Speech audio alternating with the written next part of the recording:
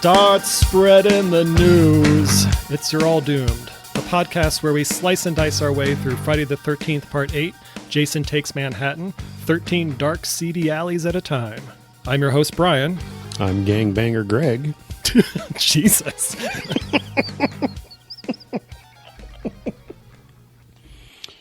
This segment starts with the alley shot of the four crates and ends with a self-satisfied looking Charles. We kick things off in a dark alley that's totally in New York City. Julius, Charles, Sean, Colleen, Rennie, and Toby, have been in New York City for approximately 90 seconds before they're approached by two of the least convincing muggers I've ever seen. There's a guy wearing a bandana, is Jojo, and the dude in the jean jacket is Holmes. Yeah, one guy is dressed like Gerardo in the Rico Suave video. He collects everyone's wallets. The other guy yanks Rennie's shitty pendant off and tosses it onto the ground, nearly shoots her dog, and then drags her away to party. Yikes! This movie just got rapey. In the background while all of this is happening is a stack of crates that have Save Ethiopia Relief Fund stenciled on them. Apparently their destination is Addis Ababa, which is the capital and largest city of Ethiopia. And according to the 2007 census, the city has a population of 2.7 million inhabitants. Are we going to Addis Ababa, Mr. Luthor? Julius wants to pursue the goons who have hauled Rennie away, but Charles decides they need to find the police and that they should split up. Yeah, great plan, being in a strange city. Right. I mean, not too long ago on the ship, Charles reacted in total rage the moment he saw Sean carrying an injured Rennie, but here he's like, let's just go find the police. She'll be fine. The goons drag Rennie into another even shittier-looking alleyway with a burning barrel in it and throw her onto a crappy mattress and inject her with something that looks like Mountain Dew, but I'm guessing is meant to be heroin. They then casually toss the hypodermic needle aside. Holmes tells Jojo that he better, quote, slang us some more cane because he's only got half a load here. So Jojo runs off, leaving Holmes and Rennie alone on this disgusting-looking couch. The main goon holds her down and prepares to have his way with her, but she spits in his face and then gets a smack for it. Yikes! Behind them, a goopy-looking figure reaches down and picks up the discarded hypodermic needle and then rams it straight into main goon's back, poking all the way through his body. Holmes was played by Sam Sarkar, a veteran of 21 Jump Street. He was also in the movie Legends of the Fall. He's actually now a producer and works as a vice president at Johnny Depp's production company, although as of this recording, that may not be the greatest place to work.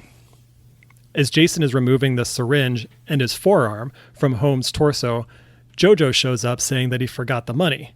Jason then grabs Jojo and bashes his head into a nearby steam pipe. R.I.P. Jojo. Jojo was played by Michael Beignet, also from 21 Jump Street, and played Scoop on the G.I. Joe cartoon. He was also Egyptian Interpol Officer No. 2 in Transformers Revenge of the Fallen. He had a recurring role on Days of Our Lives and has done a lot of voice work, but also played a warlord in the movie Deadpool.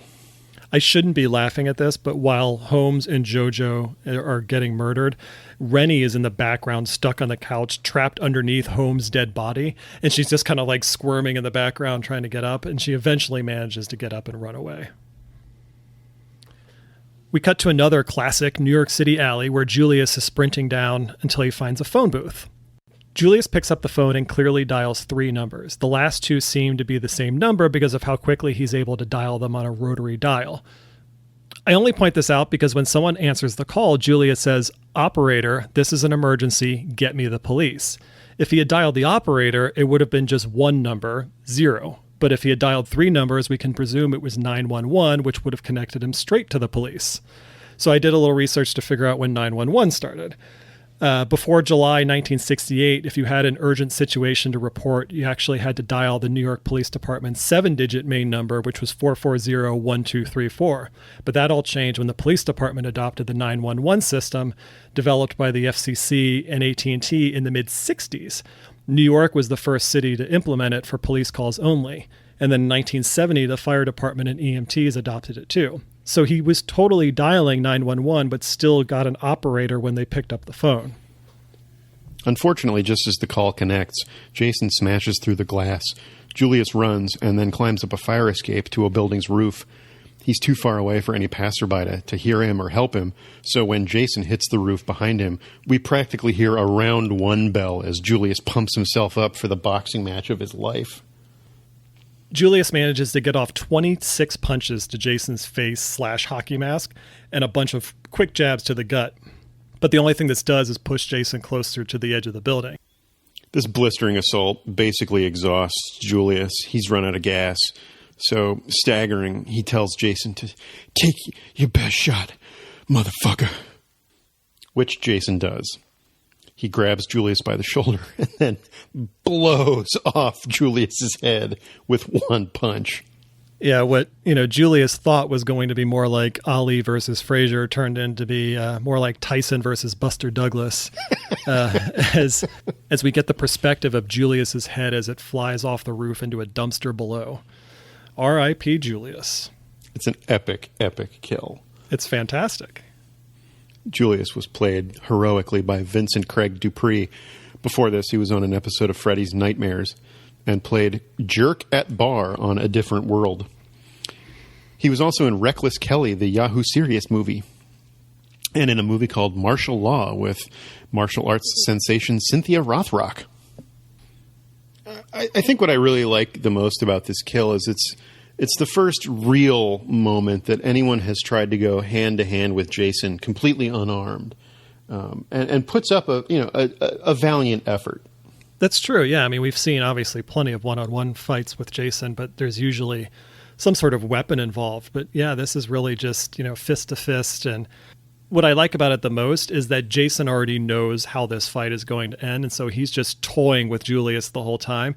And he takes a bunch of serious hits from Julius. I mean, we've already established that he's a boxer earlier on, but he's just pounding away at the mask. And, Julius's knuckles are all, bloodied. And he's just absolutely exhausted after this melee of punches that he's thrown. And Jason's just like, whatever, I'm just going to let you do this, and I'm going to make you feel like you're making some progress, and then right when you think you got me on the ropes, I'm just going to take your head off.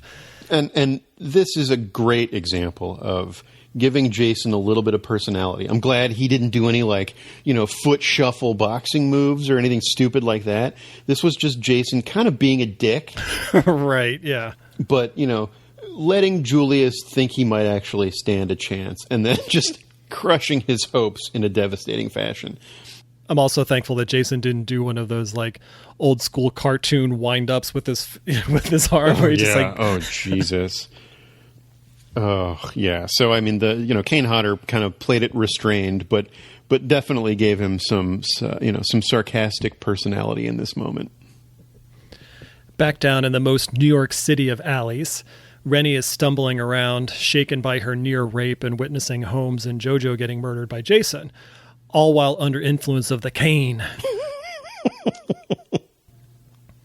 If they're supposed to be looking for the police, why are they all running down dark alleys? I mean, we know why the filmmakers have everyone running down dark, nondescript alleys, but why are the characters doing it? Why is nobody out in the street trying to flag down a car or something? Nobody has reached a street. Colleen is walking down yet another dark, disgusting alley. With zero sense of urgency. Exactly. And a cop pops out behind her, gun drawn for some reason, and yells at her to freeze. But he's with Charles, so it's all okay. And she gets a half-hearted apology. Yikes. And then Sean and Rennie show up. So everyone is back together after having just split up less than 10 minutes ago. So now the original gang is reunited. Well, aside from Julius, of course. But I love that Rennie, who couldn't see straight nor stand up on her own mere seconds earlier, has instantly sobered up from her cane high. Yeah, that subplot kind of went nowhere. The very Canadian trying to be Irish-sounding cop puts them all in the back of his squad car, where they find a really fake-looking Julius head propped on the dashboard. As the police officer radios dispatch, he is dragged away by Jason, and we never see what happens to him, but presumably he is killed. He was played by Roger Barnes, who had earlier appeared on 21 Jump Street, went on to appear on The Sentinel. but most importantly played John Wayne Bobbitt's judge in the I Was Lorena Bobbitt TV movie. And according to IMDb, he's known as a fabulous cook. Why is that credited on IMDb?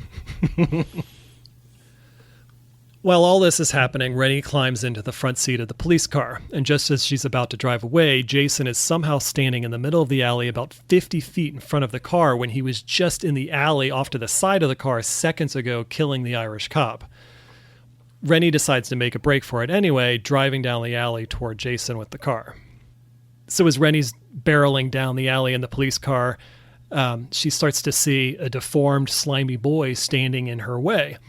Again, this kid looks nothing like any of the other deformed, slimy kids we've seen before. This one just looks more like Jason Robards, but at least closer in appearance to what we saw jump out of the lake and grab Alice in the first movie. Then we get a very weird slow-motion crash into the wall behind the ghost boy, which causes the car to catch fire. Charles, Sean, and Rennie escape, but Colleen is still inside when the car explodes. Let's hope that she was killed by the impact and not roasted alive. Colleen was played by Barbara Bingham.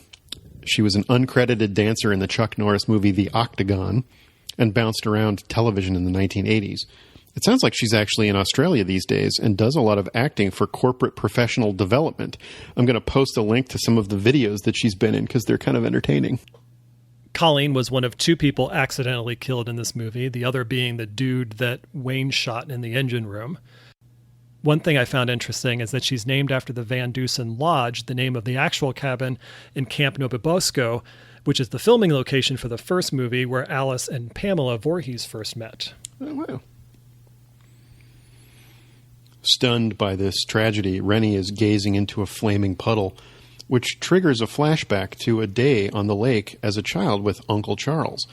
It's at least 10 years earlier, based on her age, and he's being kind of a dick about her not being able to swim, despite the fact that she's visited every summer for the last 3 years. So, I mean, I'm guessing that he's not her legal guardian at this point in the flashback. He actually uses the legend of the Voorhees boy to scare her about drowning. Yeah, and he says that Jason's down at the bottom of the lake waiting to pull down anybody who falls in and can't swim. So it's just really a scare tactic to get, Rennie into the lake, but she's not buying it. And that's really where this episode ends. It's a pretty death-heavy episode this time. We say bon voyage to the two gangbangers, Julius in what is the film's signature kill, the Irish cop, and Colleen, no thanks to Rennie. To find out if we were able to slang some more cane, tune in next week. Until then, you're all doomed.